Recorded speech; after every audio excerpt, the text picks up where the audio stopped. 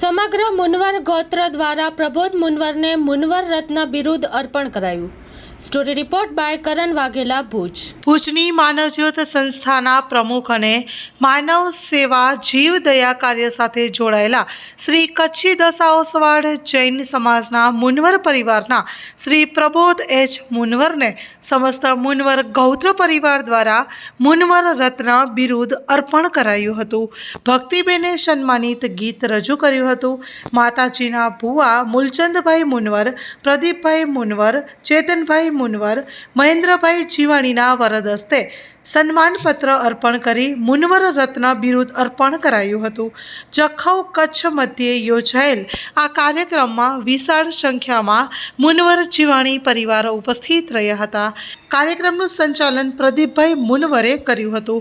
આમ સમગ્ર મુનવર ગૌત્ર દ્વારા પ્રબોધ મુનવરને મુનવર રત્ન બિરુદ અર્પણ કરાયું હતું, જે બિરદાવવા લાયક છે। प्रबोध काका तो वो यही है को कने मुनवर गोत्र परिवार जो ये नालो कोई मैं मेरे झको भी घेरे नहीं गर्व थी नहीं के मुनवर एनी थकी एनी जे हेकड़े ओनी थकी पाके ऊंचे ने प्राउड फीलिंग अचे के पा मुनवर आयो बे तो हम करो चाहे नीला करे हम एकड़ो गीत लख्यो है मिणी वटे रजू कई आती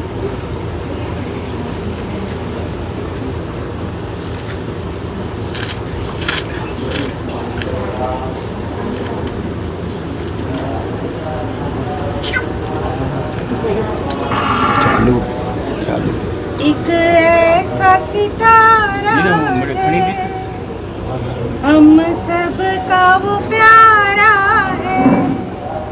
एक ऐसा सितारा है हम सब का वो प्यारा है। दुनिया में उसने कुल का मान बढ़ाया है। एक सितारा है हम सब का वो प्यारा है। जिसने कर्म के से बिछड़ों को मिलाया है, भूखों को भोजन करवा के कितना पुण्य कमाया है। पंचेंद्रिय जीवों को जिसने दाना डाला है, दुनिया में जिसने कुल का मान बढ़ाया है। एक ऐसा सितारा है हम सब का वो प्यारा है। जिसने डूबों को गारा है, भटकों को सुधारा है, बेटियों की लाज रख कर उन्हें घर पहुंचाया है। घर घर में जिसने खुशियाँ ही बिखेरी हैं, दुनिया में उसने कुल का मान बढ़ाया है। एक ऐसा सितारा है प्रबोध नाम जिनका, जिसने मानव ज्योत जलाई है। दया दान और धर्म की जिसने भावना पाई है। धन्य धन्य है उनका जीवन, धन्य धन्य परिवार है। दुनिया में जिसने कुल का मान बढ़ाया है। एक ऐसा सितारा है हम सब का वो प्यारा है। दुनिया में जिसने गोत्र का नाम बढ़ाया है। एक ऐसा सितारा है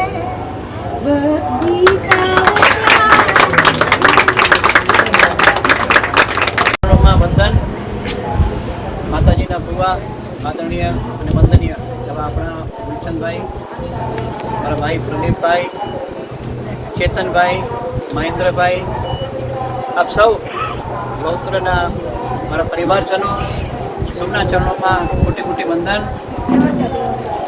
વાત માત્ર 5 મિનિટમાં પૂરી કરીશ, કારણ કે હજી આપણા કાર્યક્રમો બાકી છે અને મમ્મ કરવાનું પણ બાકી છે, એટલે સમય ઘણો થઈ ગયો છે. કારણ કે મારી સ્ટોરી જો ચાલુ થાય ને તો મહાભારતની કથા બેસવાની પડે, રામાયણ 3 દિવસ ચાલે. મારી પાસે એટલી સ્ટોરી હોય, કારણ કે રોજ જે કાંડાઓ પાછળ કામ કરતા હોય ને એમાં કાંઈ ને કાંઈ સ્ટોરી વિચારતી હોય.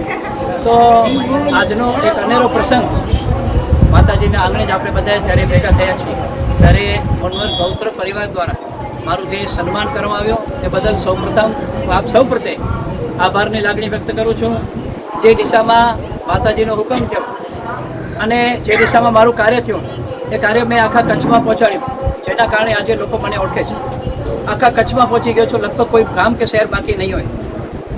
માનવ જ્યોત સંસ્થાની સ્થાપના કર્યા પછી કોઈક મંદિર બનાવશે, કોઈક નાનકડું મંદિર બનાવશે, અલગ અલગ માતાજીઓના મંદિર બનાવશે, પણ મને એક એવો વિચાર આવ્યો.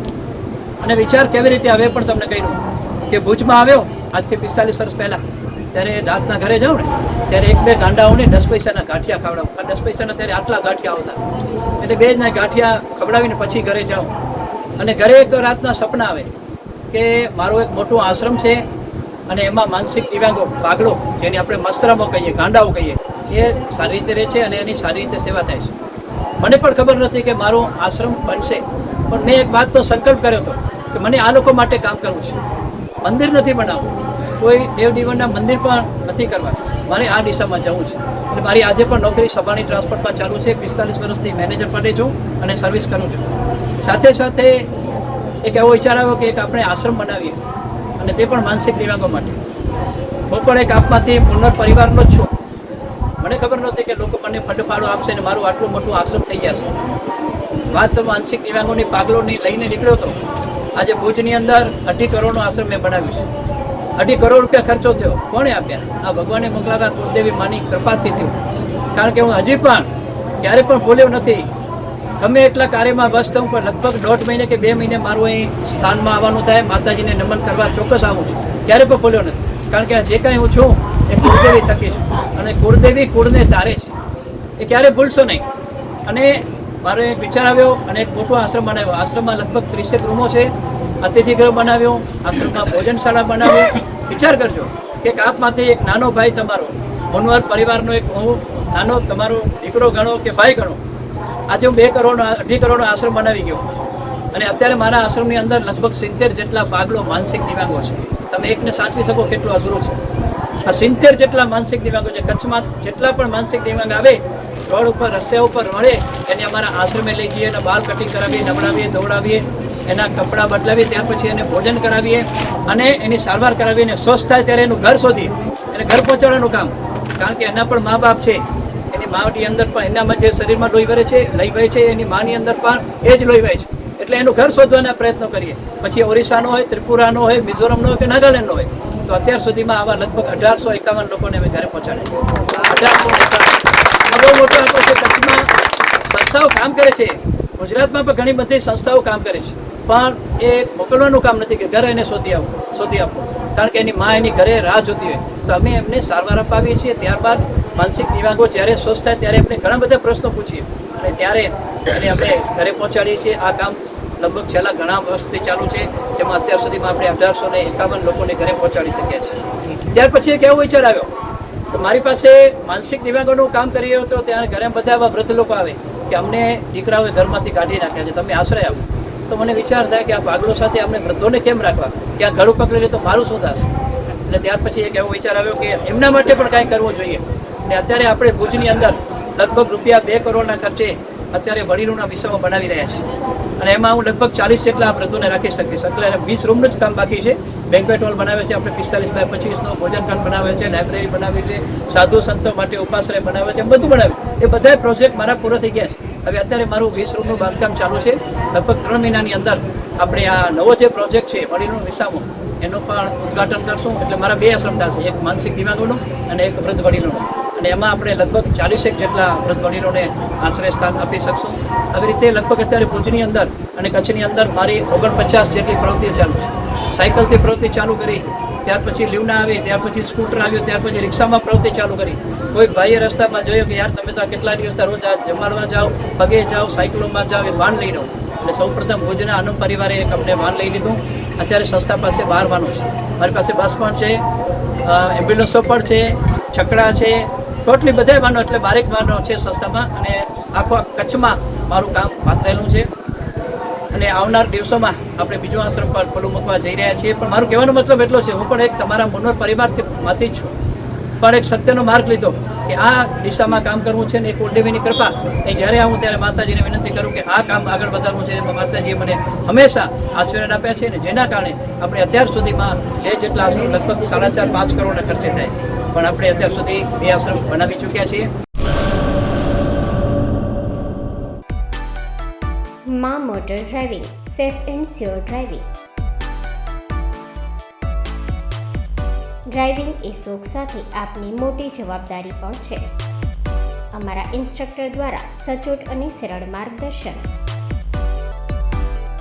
આપની રોજની તાલીમની માહિતી મેળવીને શું અધુરાશ છે એના ઉપર પૂરું ફોકસ કરાય છે.